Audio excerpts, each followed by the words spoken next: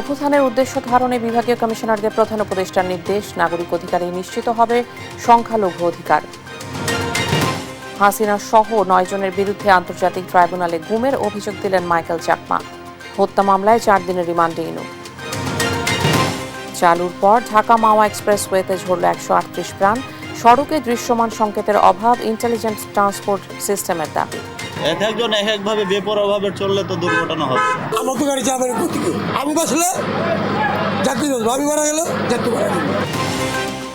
মুন্সিগঞ্জে জুলাই বিপ্লবের শহীদের ঘটনায় ভৌতিক মামলায় আসামি শত শত নিরীহ মানুষ। তদন্তের পর বাদ যাবে বলছে পুলিশ।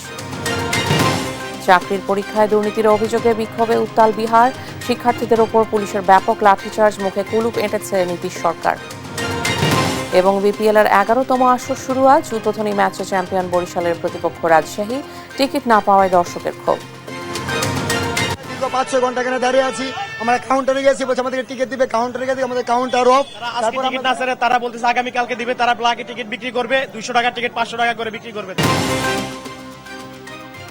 দেখছিলেন শিরোনাম সংবাদ দুপুরের, সঙ্গে আছে আমি শিকা আজিজ।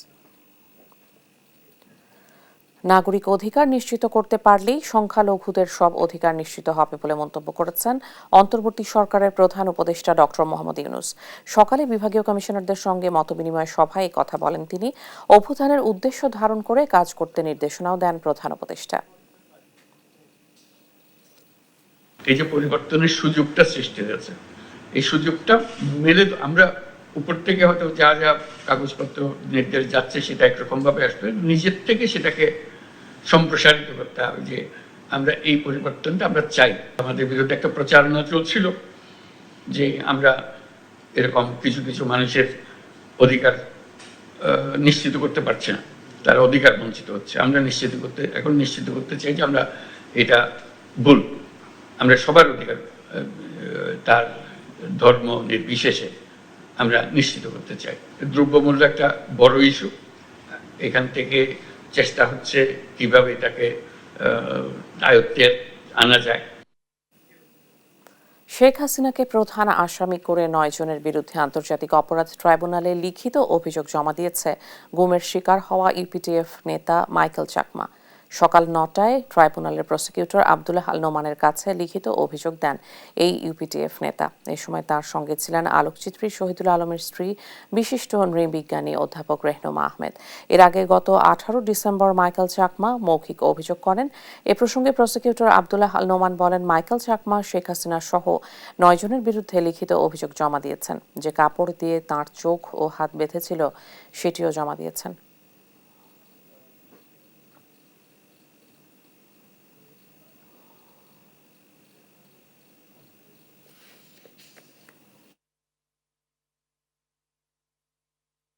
রাজধানীর গুলশান থানায় করা হত্যা মামলায় সাবেক তথ্যমন্ত্রী হাসানুল হক ইনুকে 4 দিনের রিমান্ড মঞ্জুর করেন আদালত। এদিকে নতুন মামলায় আওয়ামী লীগ সরকারের বেশ কয়েকজন সাবেক মন্ত্রী এবং নেতাদের গ্রেপ্তার দেখানো হয়েছে। সোমবার পুলিশের পক্ষ থেকে রিমান্ড ও গ্রেপ্তারের আবেদন জানানো হয়। পরে উভয় পক্ষের শুনানি শেষে ইনুকে 4 দিনের রিমান্ড মঞ্জুর করেন আদালত।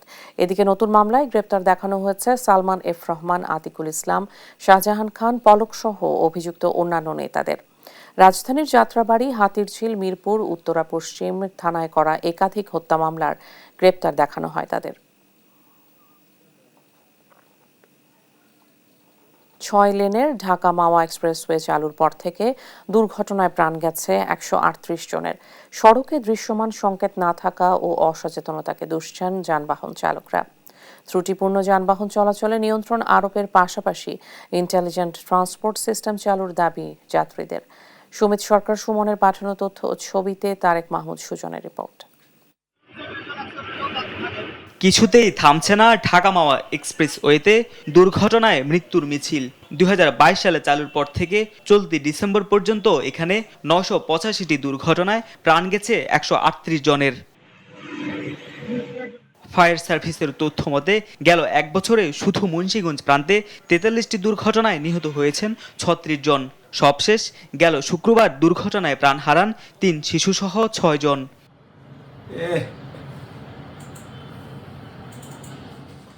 প্রশ্ন উঠেছে, 55 কিলোমিটারের আধুনিক এই সড়কে কেন ঘটছে এত দুর্ঘটনা? গতি নিয়ন্ত্রণে নিয়মিত অভিযান ও মামলা করা হলেও হাত বাড়িয়ে গাড়ি থামানোর মতো পুরনো সিস্টেমেই কার্যক্রম চলে এই এক্সপ্রেসওয়েতে। হরহামেশা দুর্ঘটনার পিছনে সড়কে দৃশ্যমান সংকেত না থাকা ও অসচেতনতাকেই দুষছেন যানবাহন চালকরা। ক্ষতিগ্রস্ত আমরা নিজেরাই ড্রাইভাররা। একজন এক একভাবে বেপরোয়াভাবে চললে তো দুর্ঘটনা হবে। যার যার গাড়ি চালায়, গতিটা যার যার ড্রাইভারের গতিকে গাড়ি চালায়। এদিকে অতিরিক্ত গতি, নিয়ম ভাঙার প্রবণতা, অসচেতনতা এবং অদক্ষ ও মাদকাসক্ত ড্রাইভার দ্বারা গাড়ি পরিচালনাকে দুর্ঘটনার কারণ বলছেন যাত্রীরা। ও যে এইভাবে গাড়ি কততে আছিল আমিও খেয়াল করি নাই। ওই মহাসড়ক যে আপনাদের আইন গতি মেনে চলাই প্রত্যেকটা ড্রাইভারের উচিত। ফায়ার সার্ভিস বলছে যত্রতত্র যাত্রী ওঠানামা আর সড়ক আইন না মানায় প্রতিনিয়ত ঘটছে দুর্ঘটনা। অন্যদিকে বেপরোয়া গতিকেই দায়ী করছে হাইওয়ে পুলিশ। তবে নিয়ন্ত্রণে যথাযথ পদক্ষেপের বিষয়ে জানাতে পারেননি তিনি। ট্রাফিক আইন না মেনে এরা দ্রুত গতিতে গাড়ি চালায়, ওভারটেকিং করে, ট্রাফিক আইন না মেনে প্রতিযোগিতা করে রাস্তার ভেতরে। যখন ঘন কুয়াশা থাকে তখন ফগ লাইট জ্বালিয়ে গাড়ি চালানো উচিত, সেটাও অনেক সময় পাওয়া যায় না। জনসচেতনমূলক কার্যক্রম আমরা আরও ব্যাপক হারে এটা করব, যারা এই কীভাবে দুর্ঘটনা কমানো যায়, ড্রাইভার, মালিক এবং চালকদের যারা আছেন তাদেরকে সচেতনতা বৃদ্ধি কার্যক্রম আমরা অব্যাহত রাখবো। এই বিষয়ে আমরা চেষ্টা করব আরও যাতে বেপরোয়া গাড়িকে নিয়ন্ত্রণ করার জন্য। আধুনিক ইন্টেলিজেন্ট ট্রান্সপোর্ট সিস্টেম চালুসহ নিয়মিত ফিটনেস পরীক্ষা এবং প্রশাসনের তৎপরতা বাড়ানোর মাধ্যমে দ্রুত দুর্ঘটনার লাগাম টানার দাবি যাত্রীদের। নিউজ ডেস্ক, দেশ টিভি।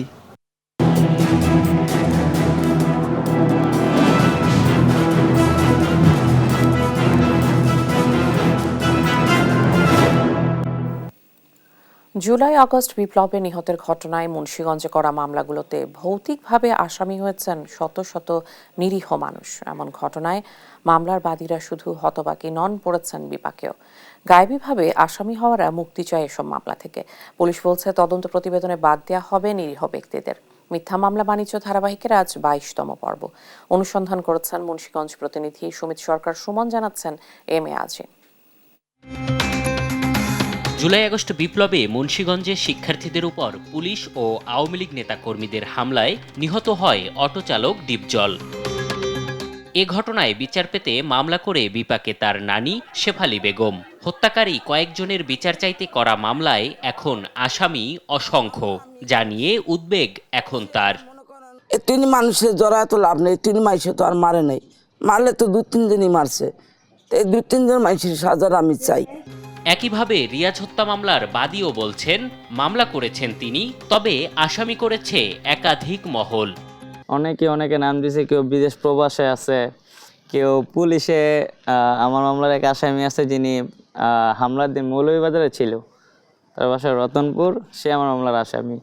এরকম আমরা প্রায় 10 থেকে 15 জন পেয়েছি যারা তখন প্রবাসে ছিল, আমাদের কাছে ডকুমেন্টস আছে। এমন মামলায় আসামি হয়ে হয়রানিতে জেলার অসংখ্য নিরীহ মানুষ, যারা রাজনীতি তো দূরে থাক, সংঘাতেও জড়ায়নি কোনোদিন। কোনো রাজনীতির সঙ্গে জড়িত ছিলাম না, আর আমার কোনো কমিটিতে কোনো পদবি এইসবও নাই। তাহলে খামাখা আমার এইভাবে হয়রানি করে এইভাবে কী লাভ হলো? আমার অপরাধটা কি? পুলিশ যা করতেছে আমরা খুব আতঙ্কিত। আমি খুব আতঙ্কিত। সাধারণ মানুষ আমরা পুলিশের কাছ থেকে সেবা চাই, পুলিশের কাছ থেকে মামলা থেকে, মিথ্যা মামলা থেকে আমি অব্যাহতি চাই। পুলিশ বলছে তদন্ত করে নিরীহ মানুষদের বাদ দেয়া হবে তদন্ত প্রতিবেদন থেকে। এই মামলাগুলো অত্যন্ত গুরুত্ব সহকারে তদন্ত করা হচ্ছে। তদন্ত করে যাদের বিরুদ্ধে আমরা সাক্ষ্য প্রমাণ পাবো, শেষ পর্যন্ত তারাই এই মামলায় বিচারের আওতায় আসবে। যাদের বিরুদ্ধে সাক্ষ্য প্রমাণ পাওয়া যাবে না, তারা এই মামলা থেকে সাক্ষ্য প্রমাণের ভিত্তিতে অব্যাহতি পাবে। জুলাই আগস্ট বিপ্লবের ঘটনায় মুন্সিগঞ্জে মামলা হয়েছে 13টি। এতে নিরীহ শত শত মানুষ আসামি হয়ে আছেন হয়রানিতে। এম এ আজিম, দেশ টিভি, ঢাকা। গেল 17 বছর দেশে নানা সময় ইতিহাস বিকৃতি, রাজনৈতিক বিতর্ক সহ বিভিন্ন কারণ দেখিয়ে নিষিদ্ধ করা হয় বেশ কিছু বই। কিন্তু 5 আগস্ট স্বৈরাচার আওয়ামী লীগ সরকারের পতনের পর এসব বই বিক্রি হচ্ছে অনেক বেশি। কি তথ্য আড়াল করতে এসব বই বাজারে নিষিদ্ধ ছিল? তরুণ পাঠকরাই বা এসব বই কেন কিনছেন? সেসবের উত্তর খুঁজেছেন সহকর্মী এনআই নাহিদ, ক্যামেরায় ছিলেন রাসেল সালাউদ্দিন। 1999 সালে ইতিহাস বিকৃতি এবং রাজনৈতিক বিতর্কের অভিযোগে মুক্তিযোদ্ধা মতিউর রহমান রেন্টুর লেখা আমার ফাঁসি চাই বইটি নিষিদ্ধ করে আওয়ামী লীগ সরকার। শুধু এ বইটিই নয়, গেল 17 বছরে অনেক বই নিষিদ্ধ করা হয়, যদিও গোপনে চলত বেচাকেনা। 5 আগস্ট শেখ হাসিনা সরকার পতনের পর নীলক্ষেতের দোকানগুলোতে প্রকাশ্যে বিক্রি হচ্ছে এসব বই। বেশি বিক্রি হচ্ছে মুক্তিযোদ্ধা মেজর ডালিমের লেখা যা দেখেছি, যা বুঝেছি, যা করেছি, আমি মেজর ডালিম বলছি, কিছু কথা কিছু ব্যথা, পিনাকি ভট্টাচার্যের লেখা স্বাধীনতা উত্তর বাংলাদেশ এবং মতিউর রহমান রেন্টুর লেখা অন্তরালের হত্যাকারী প্রধানমন্ত্রী সহ অবসরপ্রাপ্ত মেজর এম এ জলিলের লেখা অরক্ষিত স্বাধীনতাই পরাধীনতা, ওপার বাংলার লেখক শর্মিলা বসু রচিত ডেড রেকনিং 1971-এর বাংলাদেশ যুদ্ধের স্মৃতি, আহমেদ মুসার ইতিহাসের কাঠগড়ায় আওয়ামী লীগ সহ বেশ কিছু বই। এছাড়াও শারমিন আহমেদের লেখা নেতা ও পিতা, অবসরপ্রাপ্ত লেফটেন্যান্ট কর্নেল এম এ হামিদের লেখা 3টি সেনা অভ্যুত্থান ও কিছু না বলা কথা, মোহাম্মদ জয়নাল আবেদিন রচিত পিলখানায় হত্যাকাণ্ড, টার্গেট বাংলাদেশ সহ বেশ কিছু বইও বিক্রি হচ্ছে বলে জানান বিক্রেতারা। যেসব বই বাজারে আগে সহজলভ্য ছিল না, তেমনই কিছু বই কিনতে শিক্ষক জাকির হোসেন এসেছেন নীলক্ষেতের বইয়ের মার্কেটে। যারা লিখছেন তারা কি বলতে চাচ্ছেন বা তাদের অবজারভেশনগুলো কি ছিল, কেন তারা এই সমস্ত কথাগুলি বলছেন। এদিকে স্বৈরাচার শেখ হাসিনা সরকারের আড়াল করা তথ্য জানতেই বই কিনতে আগ্রহী কৌতূহলী পাঠকরা।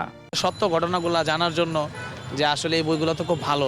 আওয়ামী লীগ তো সরকার থাকাকালীন অবস্থায় এইসব বইগুলো ছিল না, আমরা বাজারে পাই নাই। কারণ হচ্ছে যে এইসব তো দেখা গেছে ওদের যে সত্য ঘটনা ছিল, সেই কারণে ওরা আসলে এগুলা পারমিশনই দেয় নাই মার্কেটে বিক্রি করার জন্য। তরুণ পাঠকরাই নিষিদ্ধ ও বিতর্কিত বই বেশি কিনছেন বলে জানান বিক্রেতারা। প্রত্যেকটা বই এখন ডেইলি 10-20 কপি বিক্রি হচ্ছে। স্বৈরাচার সরকার ছিল, তারা মনে করে তাদের অপকর্ম ঢাকার জন্য এই বইগুলো ব্যান করে দিয়েছিল।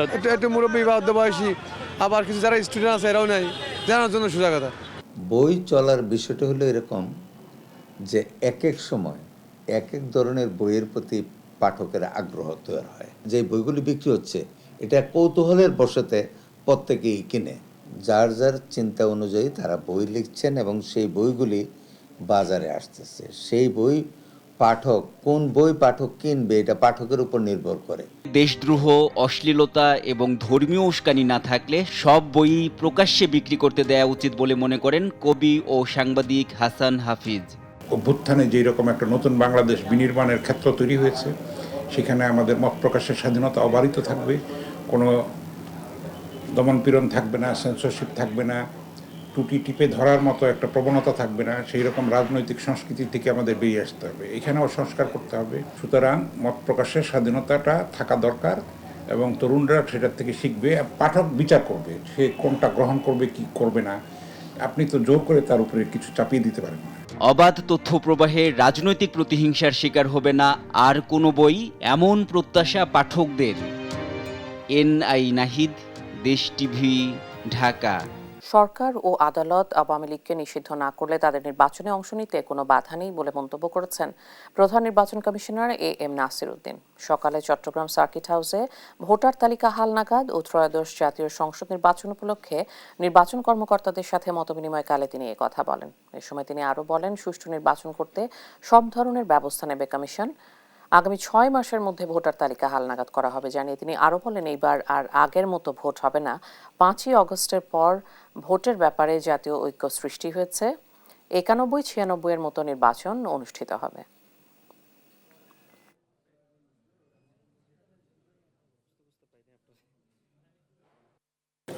সরকার যদি কোনো দলকে নিষিদ্ধ ঘোষণা না করে, তাদের রেজিস্ট্রেশন তারা আমরা বাতিল করতে পারি না। এটা এদের রাজনৈতিক সিদ্ধান্ত অথবা কোর্টের সিদ্ধান্ত, এর দুইটার একটা হইতে হবে এবং যেটার ভিত্তিতে হয়তো আমরা ব্যবস্থা নিব। আমরা আমাদের পক্ষ থেকে আমরা এই ধরনের কোনো এই ব্যাপারে কোনো মন্তব্য করতে চাই না। কুমিল্লা ও চট্টগ্রামে ভয়াবহ আগুনে পুড়েছে শতাধিক দোকান। গত রাতে এসব অগ্নিকাণ্ড ঘটে রাত 12টার দিকে কুমিল্লার চান্দিনা উপজেলার মাধাইয়া গ্রামে বাজারের একটি দোকানে আগুন লাগে। মুহূর্তেই আগুনের লেলিহান শিখা আশপাশের দোকানে ছড়িয়ে পড়ে। খবর পেয়ে চান্দিনা, দাউদকান্দি, কুমিল্লা স্টেশন থেকে ফায়ার সার্ভিসের 6টি ইউনিট প্রায় 3 ঘন্টা চেষ্টা চালিয়ে রাত 2:30টার দিকে আগুন নিয়ন্ত্রণে আনে, তার আগেই পুড়ে ছাই হয়ে যায় শতাধিক দোকান। এদিকে রোববার রাত 2টোর দিকে চট্টগ্রাম মহানগরীর সিডিএ আবাসিকের পাশে পদ্মপুকুর পাড় এলাকায় কয়েকটি ফার্নিচার তৈরির গোডাউনে এবং গুদামে আগুন লাগে। খবর পেয়ে ফায়ার সার্ভিসের 5টি ইউনিট ঘটনাস্থলে গিয়ে 1.5 ঘন্টা চেষ্টায় আগুন নিয়ন্ত্রণে আনে। তাৎক্ষণিকভাবে ক্ষয়ক্ষতি নিরূপণ করা যায়নি। প্রশাসনের নিয়মকানুনকে বৃদ্ধাঙ্গুলি দেখিয়েই চলছে জয়পুরহাটের বেশিরভাগ অবৈধ ইট ভাটা। এসব ভাটার কালো ধোঁয়ায় একদিকে যেমন জনজীবনকে বিষিয়ে তুলেছে, অন্যদিকে ফসলি জমি, গাছপালা, ফলমূল ও পরিবেশের ক্ষতি হচ্ছে। ভাটা মালিকরা প্রভাবশালী হওয়ায় কোনো ব্যবস্থা নিচ্ছে না প্রশাসন। সহকর্মী রেজাউল করিম রেজার পাঠানো তথ্যচিত্রে বিস্তারিত অঙ্কন চৌধুরী রিপোর্টে। সরকারি নিয়ম অনুযায়ী শিক্ষা প্রতিষ্ঠান, স্বাস্থ্যকেন্দ্র এবং গুরুত্বপূর্ণ প্রতিষ্ঠানের আশেপাশে ইটভাটা স্থাপন নিষিদ্ধ। কিন্তু নিয়ম না মেনেই জয়পুরহাটের ফসলি জমিতে গড়ে উঠেছে 47টি ইটভাটা। এসব ভাটায় কাজ করছে শিশু শ্রমিকরা, পোড়ানো হচ্ছে কাঠ। আর এসব ইটভাটার কালো ধোঁয়ায় বিষিয়ে উঠেছে জনজীবন। এতে শ্বাসকষ্ট সহ স্বাস্থ্য ঝুঁকিতে পড়ার আশঙ্কা শিশুসহ নানা বয়সী মানুষের। স্থানীয়দের অভিযোগ, ইটভাটার বিষাক্ত ধোঁয়ায় গাছপালা ও ফসলের ক্ষেতের ক্ষতি হচ্ছে। কিন্তু প্রশাসনকে ম্যানেজ করে দিনের পর দিন ধরে চলছে এসব ভাটা। প্রশাসন দৃশ্যমান কোনো উদ্যোগ না নেয় ক্ষোভ জানিয়েছেন স্থানীয়রা। এখানে ভাটা চালু হয়, যখন চালু হয় তখন আম কাটলত কালি পড়ে যায় তখন আম কাটলত ফল ফুলান্ত ধরে না। আমরা জানি, তারপরে ওদের আগুন দেওয়ার সময় তো করি লাগে, শ্বাসকষ্ট নিতে কষ্ট হয়। এ বিষয়ে ভাটা মালিক ও কর্মচারীদের বক্তব্য জানতে চাওয়া হলে কেউ কেউ দ্রুত সটকে পড়েন, আবার কেউ বলছেন আইন মেনেই সব চলছে। পরিবেশের ছাড়পত্রের জন্য দরখাস্ত করা আছে অনলাইন, এখানে কিভাবে চালায় আমি তো বলতে পারবো না। জেলা ইটভাটা মালিক সমিতির সভাপতি জানান, জেলায় কোনো অবৈধ ইটভাটা নেই, সব ইটভাটা বৈধ। অবৈধ বলে কোনো ভাটা হয় না, বৈধ এই কারণে তারা ভ্যাট দেয়, ট্যাক্স দেয়, সবকিছু দেয়, গভর্নমেন্টের যাবতীয় কর পরিশোধ করেই আপনার একটা ব্রিকফিল্ডের পূর্ণাঙ্গ লাইসেন্স পাওয়া যায়। অবৈধ ভাটাগুলো বন্ধের ব্যবস্থা নেওয়ার আশ্বাস দিয়েছেন পরিবেশ অধিদপ্তর ও জেলা প্রশাসন। আমাদের এই জেলায় নথিপত্র পর্যালোচনা করে দেখা যায় 47টি ইট ভাটা রয়েছে, তার মধ্যে 30টি ইট ভাটার কোনো পরিবেশগত ছাড়পত্র নবায়ন নেই। আমরা অবৈধ ইট ভাটার বিরুদ্ধে মোবাইল কোর্ট সহ আইনানুগ ব্যবস্থা গ্রহণ করব। তো আমাদের জয়পুরহাট জেলা প্রশাসন থেকে এই পর্যন্ত লাইসেন্স, পরিবেশের ছাড়পত্র বিহীন কোনো লাইসেন্স অনুমোদন করেনি বা প্রদান করেনি। আইন বহির্ভূত কোনো ইটভাটার প্রতি আমাদের কোনো লাইসেন্স ইস্যুর কোনো প্রশ্নই আসে না, আমরা আইনানুগ ব্যবস্থা নিই। জয়পুরহাটে চালু থাকা 47টি ইটভাটার মধ্যে 30টির পরিবেশ অধিদপ্তরের ছাড়পত্র নেই। নিউজ ডেস্ক, দেশ টিভি। জন্ম থেকেই দু চোখে আলো নেই। শিক্ষক ও বন্ধুদের কাছ থেকে শুনে শুনে হয়েছেন পবিত্র কোরআনের হাফেজ, তবুও ভাগ্যে মেলেনি কোনো চাকরি। মেহেরপুর আমঝুপি গ্রামে নিজ বাড়িতে চা ও মুদি দোকান করে এখন চলছে হাফেজ আশিকুজ্জামান হৃদয়ের সংগ্রামী জীবন। আর এই সংগ্রামী জীবনের সারথি হয়েছেন মা, বাবা ও স্থানীয় একটি স্বেচ্ছাসেবী সংগঠন। সহকর্মী জাহিদুর রহমানের পাঠানো তথ্যচিত্রে টুম্পা আফরোজের রিপোর্ট। সাবলীলভাবে চায়ের চুলায় দিচ্ছেন পানি, তা গরম করছেন চুলায়, সঙ্গে কাপ ধুয়ে মুছে পরিষ্কার করে তৈরি করছেন চা। দূর থেকে বোঝার উপায় নেই দোকানি একজন অন্ধ। এভাবেই চা ও মুদি দোকান করে চলছে অন্ধ আশিকুজ্জামান হৃদয়ের সংগ্রামী জীবন। মেহেরপুরের আমঝুপি গ্রামে দরিদ্র আসাদুল ইসলাম ও শাহনাজ বেগমের ঘরে জন্ম হৃদয়ের। জন্মের পর থেকেই অন্ধ সন্তানকে নিয়ে দুশ্চিন্তায় পড়তে হয় বাবা মাকে। 6 বছর বয়সে পরিবার তাকে ভর্তি করিয়ে দেন একটি মাদ্রাসায়। সেখানে শিক্ষক ও বন্ধুদের কাছ থেকে শুনে হাফেজ হন তিনি। আমঝুপি মাদ্রাসায় ভর্তি করে দিয়েছিল গ্রামেই। গ্রাম থেকে পড়াশোনা করতাম, একজন পড়তো, শুনে শুনে আমি মুখস্থ করতাম।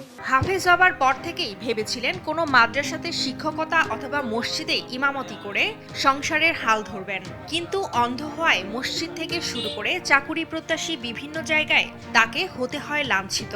অবশেষে গ্রামের একটি স্বেচ্ছাসেবী সংগঠন ও পরিবারের সহায়তায় বাড়ির সামনে একটি কক্ষে শুরু করেন চা ও মুদি ব্যবসা। 2 বছর ধরে চালিয়ে আসছেন এ ব্যবসা। অনেক জায়গায় চাকরি খুঁজেছি, মাদ্রাসার চাকরি, ইমামতের চাকরি, অনেক জায়গায় থেকে অনেক অপমান অপদস্থ হয়ে ফিরে এসেছি। আমার আব্বু আমাকে হেল্প করে কিছু টাকা দিয়ে, তারপরে অনেকেই হেল্প করে আমাকে এই দোকানটা আজকে আমি এখানে বসে আছি। সমাজে যেসব বিত্তশালী আছে বা আমরা যারা সমাজে কাজ করি, তারা যদি এই ধরনের হাফেজদের পিছনে বা এই ধরনের অন্ধ মানুষদের পিছনে যদি আমরা সহযোগিতার হাত বাড়াই, তাহলে আমার বিশ্বাস তারা সমাজের বুকে দৃষ্টান্ত স্থাপন করবে। অন্যের মুখাপেক্ষী না হয়ে অন্ধ হৃদয়ে নিজের পায়ে ঘুরে দাঁড়ানোর চেষ্টাকে স্বাগত জানিয়েছেন এলাকার মানুষ ও তার বন্ধুরা। অন্ধ হওয়ার পরেও সে হাফেজা পাশ করে সে নিজের পায়ে দাঁড়ায় একটা ব্যবসা প্রতিষ্ঠানে ব্যবসা করছে, এর জন্য আমরা অনেক গর্ববোধ করছি। মসজিদে তারাবি পড়াইতো, এমন সময় কমিটির লোকজনে বলছে যে নাকি ওর পিছনে নামাজ হবে না, এ নিয়ে অনেক সমস্যা হইলো। আমি বললাম যে তারা আর নামাজ টামাজ আর পড়ানোর দরকার নেই, চাকরি বাকরি করার দরকার নেই, চলো আমার বাড়িতে আমি একটা ছোটো করে দোকান দিয়ে দিই, যদি তুমি যদি চালাতে পারো, আল্লাহ পাক যদি চালায় তোমাকে, তাহলে ওখান থেকেই তোমার দিনপাতটা চলে যাবে। অন্ধ এ হাফেজকে সব ধরনের সহযোগিতার আশ্বাস দিয়েছেন সমাজসেবা অধিদপ্তরের এই কর্মকর্তা। সে আত্মমর্যাদার সাথে বেঁচে থাকার জন্য নিজের পায়ে দাঁড়িয়ে সে পৃথিবীর বুকে বিচরণ করতে চাই। সমাজসেবা অধিদপ্তর ইতিমধ্যেই তাকে প্রতিবন্ধী ভাতার ব্যবস্থা করেছেন এবং অবশ্যই সমাজসেবা অধিদপ্তর তার জন্য আরও যে করণীয় আছে তার জন্য আমরা সুদমুক্ত ঋণ দেওয়ার ব্যবস্থা করব। সমাজের বিত্তবানদের সহযোগিতা পেলে অন্ধ আশিকুজ্জামান হৃদয়ও হতে পারেন অন্যান্য প্রতিবন্ধীদের অনুকরণীয় দৃষ্টান্ত। নিউজ ডেস্ক, দেশ টিভি। দেখছেন সংবাদ দুপুর।